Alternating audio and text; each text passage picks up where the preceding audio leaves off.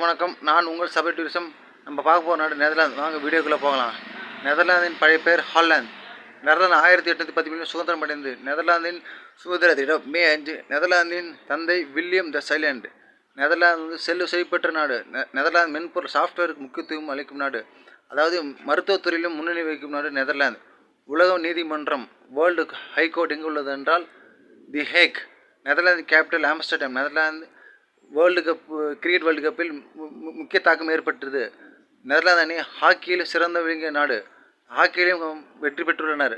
Netherlands அணி 2011 world கப்பில் final சென்றடைந்து. Cricket, hockey, ஃபுட்பாலில் மிக சிறப்பு பெற்ற நெதர்லாந்து. சீனாவுக்கு அடுத்தபடி அதிக விவசாய பொருள் ஏற்றுமதி செய்யும் நெதர்லாந்து. நெதர்லாந்தின் தேசிய விலங்கு சிங்கம். நெதர்லாந்து செல்வ பெற்ற நாடு. நெதர்லாந்து அதிகமாக மலைகள், இயற்கை வளங்கள் கொண்ட நாடு.